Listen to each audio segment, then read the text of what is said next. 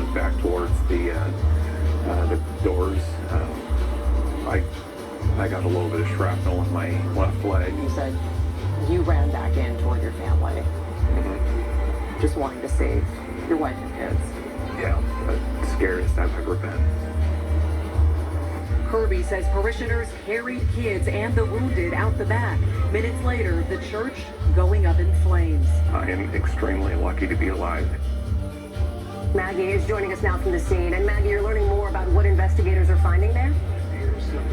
We know that. Yeah, Hallie, that's right. They now say the gunman had in his truck 4 IEDs, or improvised explosive devices. They say 2 seem to be made of multiple commercial-grade fireworks kind of taped together, and then 2 were designed to create a lot of smoke, and they say none were detonated. Meanwhile, while the investigation continues, we've been told all victims have now been accounted for.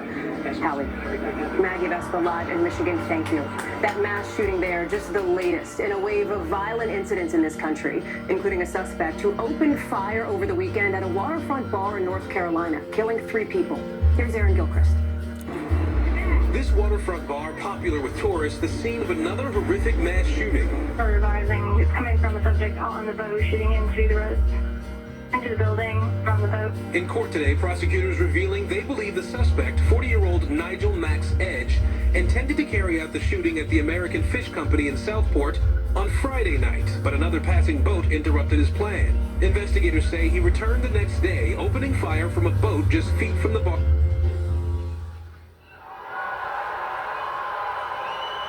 Premeditated. We heard one. The next the corner, carnage. You never get that in your hands when somebody's shot in the head and sitting there trying to console life when her husband dead right beside her. Like the suspect in Michigan, Edge is a Marine Corps veteran and Purple Heart recipient who served in Iraq. Edge said he suffers from PTSD, according to the police chief. One thing is clear. We must do more than these acts of violence. It has to be our top priority. There have now been 324 mass shootings in the U.S. this year. Experts say attacks motivated by both ideology and fame are on the rise. Kind of becomes a bit of a snowball effect where there are more violent role models.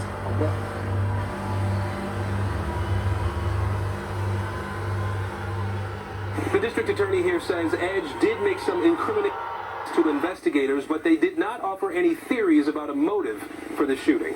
Hallie? Aaron Gilchrist, thank you. Up and down the East Coast tonight, millions are starting to feel the Jesse Kirsch joining us live from Charleston, South Carolina. Jesse, talk us through the threat where you are on Folly Beach tonight. Yeah, Holly, there's concern about rough waves like these as well as riptides thanks to Imelda, and this tropical storm has now turned deadly. According to Cuban state media, at least one person was killed in a landslide there. Right now, the hit by the storm, which will become a hurricane. However, will not strike the U.S. That's thanks to Hurricane Umberto. The force of that storm helping clear the way for Imelda to move out into open water away from the U.S. mainland. So while there's concern about the coming back, will not be hitting the U.S. catching a break this time. Hallie. And that is good news there. Jesse Kirsch, thanks. Let's bring in Al Roker now, helping us track these tropical threats. So, Al, nothing as far as impact on the East Coast, but walk us through the next couple of days when it comes to rain, wind, etc. Well, we will be, Hallie, looking at some rip currents from Florida all the way up into New England. Right now, we've got Imelda and we've got Umberto. Still a Category 4 for Umberto.